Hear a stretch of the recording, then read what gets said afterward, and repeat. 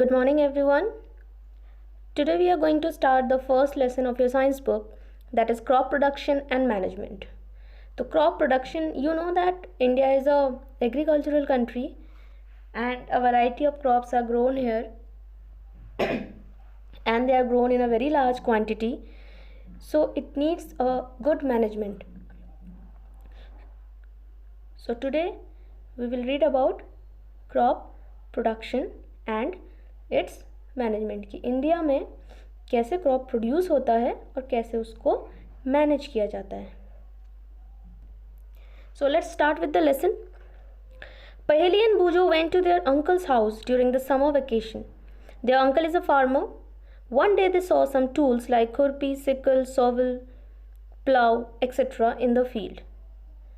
तो दो बच्चे समर वेकेशन में अपने अंकल के वहाँ गए. उनने वहाँ फार्म में गए अपने अंकल के, तो वहाँ पे कुछ टूल्स देखे जिनको फार्मिंग में यूज़ किया जाता है. आपने भी ये देखे होंगे, ठीक है. And they asked a question that where and how these tools are used. कैसे इन टूल्स का यूज़ फार्मिंग में होता है. तो let's continue. You have learn that all living organisms require food. आप सभी जानते हैं हर ऑर्गेनिज्म को फूड चाहिए. It can be of different type, अलग अलग तरीके का तरह का हो सकता है, but food is a necessary thing they need. Can you recall how green plants synthesise their own food. क्या आप अपनी याददाश्त पे जोर डाल के ये याद कर सकते हैं कि ग्रीन प्लांट्स अपने फूड को कैसे सिंथेसाइज कैसे बनाते हैं. Through the process of photosynthesis. Yes. Animals including humans can not make their own food. So, where do animals get their food from? Animals, जो कि हम भी एनिमल्स की कैटेगरी में ही आते हैं, ह्यूमंस, ठीक है. तो कैसे हम लोग अपना खाना खुद नहीं बना सकते, ठीक है. तो so where do animals get their food from. तो एनिमल्स को अपना खाना कैसे मिलता है.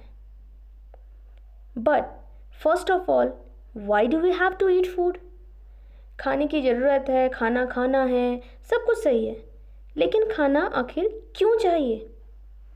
You already know that energy from the food is utilised by organisms for carrying out their various body functions such as digestion, respiration and excretion. तो आप already जानते हैं कि हमारी जो बॉडी है वो फूड से एनर्जी लेकर ही काम करती है. आप जिस दिन खाना नहीं खाते आप उस दिन वीक फील करते हैं, ठीक है. तो खाना जिस दिन फास्ट वगैरह रखते हैं तो लोग उस दिन उनको थोड़ा वीकनेस फील होती है. तो एग्जैक्टली दिस प्रूव्स कि we need food to get energy to do our daily functions, ठीक. We get our food from plants और एनिमल्स और बोथ. और जो खाना हम खाते हैं to get energy, from where do we get it. Either from plants or from animal or from both of them. Okay. Now, in order to provide food for a large population, regular production, proper management and distribution is necessary. India is a very big country. It has a large number of population. तो यहाँ की population को feed करने के लिए regular production जरूरी है कि एक रेगुलरिटी पे प्रोडक्शन होता रहे. उस प्रोडक्शन का जो भी प्रोड्यूस हो रहा है, जो भी उगाया जा रहा है, उसका एक प्रॉपर मैनेजमेंट भी ज़रूरी है और उसका प्रॉपर डिस्ट्रीब्यूशन भी, कि लोगों तक वो प्रॉपर तरीके से पहुँचे. अब agriculture practices. Till 10,000 BCE people were nomadic. They were wandering in groups from place to place in search of food and shelter. They ate raw fruits and vegetables and started hunting animals for food. Later, they could cultivate land and produce rice, wheat, and other food crops. Thus was born agriculture. 10,000 BCE तक लोग nomadic थे. वो एक जगह से दूसरी जगह change करते रहते थे अपना लिविंग प्लेस फूड और शेल्टर के लिए. एक जगह फूड ख़त्म हुआ तो फिर वहाँ से चेंज कर लिया, दूसरी जगह चले गए और वो रॉ फूड खाते थे. रॉ फ्रूट्स, कच्चे फल, कच्ची सब्जियाँ, ठीक है, और कच्चा मांस. बट धीरे धीरे उनने कल्टीवेट करना शुरू किया प्रोडक्शन शुरू किया वीट, राइस, इन चीज़ों का, और यहीं से एग्रीकल्चर पैदा हुआ या एग्रीकल्चर यहीं से स्टार्ट हुआ. When plants of the same kind are cultivated at one place on a large scale, it is called a crop. Now, what is crop? So, when plants of the same kind are cultivated at one place, जब एक ही तरह की कोई फसल एक बड़े scale पे बड़े एरिया में उगाई जाती है तो उसे क्रॉप कहते हैं. जैसे हम कहते हैं कि अभी हमने गेहूं की फसल उगाई है, तो फसल उगाना मतलब हो गया एक बड़े खेतों में या एक बड़े एरिया में एक ही फसल उगाना, एक ही तरह का क्रॉप उगाना. ये नहीं कि 4 पेड़ गेहूं के हैं तो 4 पेड़ धान के हैं, ऐसा नहीं है. ठीक है ना. For example, crop of wheat means that all the plants grown in a field are that of wheat. यानी अगर आप कहोगे इस खेत में गेहूं की फसल है तो इसका मतलब उस खेत में सारे जो पौधे हैं वो गेहूं के ही हैं. तो what is crop? When plants of the same kind are cultivated at one place on a large scale, it is called a crop. So this is the definition for crop. You already know that crops are of different types like cereals, vegetables and fruits. अब फसल कैसे भी हो सकती है. फसल मतलब यही नहीं कि गेहूं धान. फसल मतलब फलों की फसल भी हो सकती है, जैसे बगीचों में फल उगाए जाते हैं एक साथ कई सारे. सब्जियों की फसल भी हो सकती है. These can be classified on the basis of the season in which they grow. तो इनको अलग अलग कैटेगरी में रखा जाता है. किस चीज़ के अकॉर्डिंग? सीजन के अकॉर्डिंग. ठीक है. जैसे गर्मी में आम की फसल होती है. ठीक है. इस तरह से India is a vast country. The climatic conditions like temperature, humidity and rainfall vary from one region to another. India एक बहुत बड़ी कंट्री है और हर जगह का जो क्लाइमेटिक कंडीशन है वो अलग. कहीं ठंड है तो कहीं नॉर्मल टेम्परेचर है, कहीं गर्मी ज़्यादा है, कहीं बर्फ़ गिरती है, कहीं सूखा है. तो बहुत ज़्यादा यहाँ क्लाइमेट वेरी करता है. और according to the variety of crops grown in different parts of the country, despite this diversity 2 broad cropping patterns can be identified. ठीक है. तो इतनी बड़ी कंट्री है, इतने सारे स्टेट्स हैं, इतने तरह के क्लाइमेटिक कंडीशंस हैं, इतनी तरह की मिट्टी है, अलग अलग मिट्टी भी होती है हर जगह. इसके बावजूद क्रॉप्स को 2 पार्ट्स में डिवाइड किया जाता है. Kharif crops, rabi crops. Now what is kharif crop? The crops which are sown in the rainy season are called kharif crop. बारिश के सीजन में, बरसात में जिस क्रॉप को हम बोएंगे उसे हम खरीफ कहेंगे.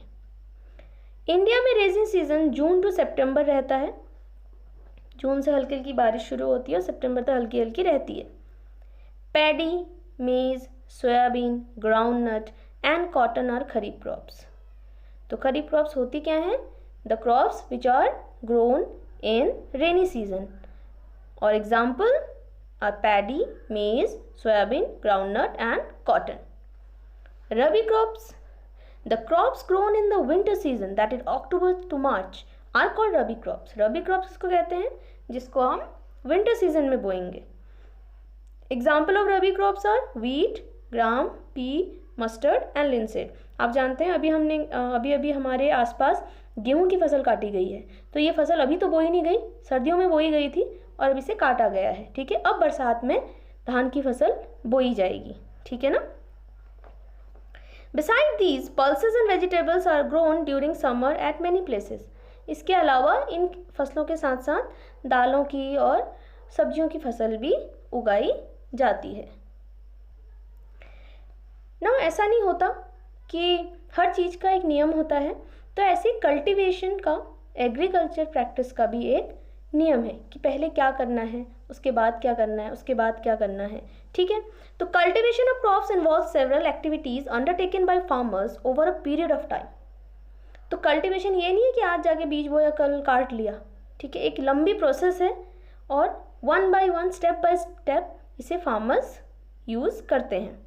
You may find that these activities are similar to those carried out by a gardener or even by you when you grow ornamental plants in your house. तो आप भी जब घर में कोई छोटा मोटा पौधा उगाते होंगे तो उसके लिए आप भी वही प्रैक्टिस करते हैं, वही एप्लीकेशन वही करते हैं जो फार्मर्स खेत में करते हैं, बस आप छोटे स्तर पे करते हैं, वो बड़े स्तर पे करते हैं, ठीक है। जैसे घर में कोई पौधा उगाना हो तो पहले आप पौधा उगाने के लिए एक सूटेबल पॉट ढूंढेंगे, फिर उसके लिए मिट्टी तैयार करेंगे, उसमें खाद मिलाएंगे, बीज बोएंगे, पानी देंगे, ठीक है ना। तो इस तरह से खेतों में भी सेम प्रोसेस होती है, बट लार्ज स्केल पे होती है, बड़े स्तर पे होती है। These activities or tasks are referred to as agriculture practices which are listed below. तो इन्हीं कामों को वन बाय वन किसी फसल को उगाने के लिए जो काम किए जाते हैं उन्हें एग्रीकल्चर प्रैक्टिसेस कहते हैं। और इनका सीरियल क्या है? सबसे पहले सॉइल को प्रिपेयर किया जाता है, प्रिपरेशन ऑफ सॉइल, फिर सोइंग यानी फिर बीज बोया जाता है, एडिंग मैन्योर एंड फर्टिलाइजर्स, उसके बाद खाद मिलाई जाती है, इरिगेशन, फिर उसमें जैसे झाड़ खरपतवार उगाती तो उसको सही किया जाता है, प्रोटेक्टिंग फ्रॉम वीड्स, फिर कीड़े से बचाने के लिए उसमें कीटनाशक का छिड़काव इत्यादि किया जाता है, हार्वेस्टिंग, फसल तैयार होती तो फिर उसे काटा जाता है और फिर उसको बहुत ही तरीके से स्टोर किया जाता है, ठीक है। तो ये क्या है? These are the steps which are used in agriculture practices और which are used to grow a certain crop. Okay.